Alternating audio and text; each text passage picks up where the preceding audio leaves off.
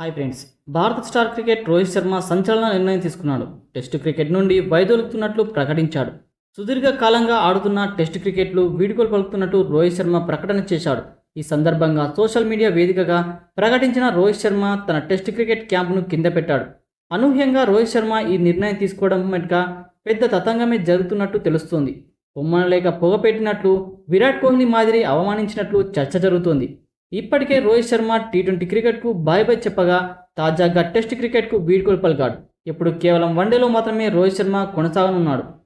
ఇక టెస్ట్ క్రికెట్కు వీడ్కోలు పలుకుతూ తన ఇన్స్టాగ్రామ్లో రోహిత్ శర్మ పోస్టు చేశాడు. అందరికీ నమస్కారం. టెస్ట్ క్రికెట్ నుండి వైదొలుగుతున్న విషయాన్ని మీతో పంచుకుంటున్నా. టెస్ట్ క్రికెట్లో భారతదేశానికి ప్రాతినిధ్యం వహించడం గౌరవంగా భావిస్తున్నా. కొన్ని సంవత్సరాలుగా మీ అభిమానం, మద్దతుకు ధన్యవాదాలు. వన్డే ఫార్మాలో భారత జట్టు తరపున ప్రాతినిధ్యం కొనసాగిస్తా అని ఇన్స్టాగ్రామ్లో రోహిత్ శర్మ రాసుకొచ్చాడు. ఇక టెస్ట్ క్రికెట్లో రోహిత్ శర్మకు ఘన చరిత్ర ఉంది. 38 ఏళ్ల రోహిత్ శర్మ టెస్ట్ కెరీర్లో మొత్తం 62 మ్యాచ్లు ఆడాడు. 40.57 సగటుతో 4301 పరుగులు చేశాడు.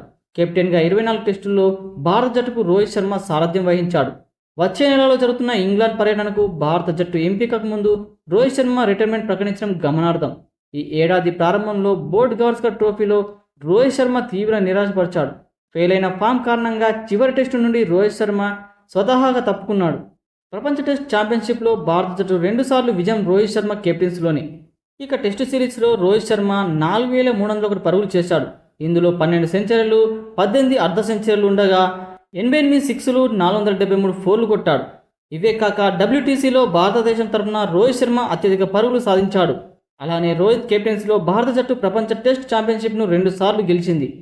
రానున్న ఇంగ్లాండ్ సిరీస్తో పాటు ప్రపంచ టెస్ట్ ఛాంపియన్షిప్ నేపథ్యంలో రోహిత్ శర్మను కెప్టెన్సీ బాధ్యతల నుంచి తప్పించే అవకాశం ఉండడంతో గౌరవప్రదంగా రోహిత్ తప్పుకున్నట్లు చర్చ జరుగుతోంది. టెస్ట్ క్రికెట్లో సుదీర్ఘ అనుభవం కలిగిన తనను కేవలం ఆటగాడిగా కొనసాగించడం భావ్యం కాదని, రోహిత్ శర్మ ఇలా ఎర్రబంతి ఆటకు వీడ్కోలు పలకాడని అర్థమవుతోంది.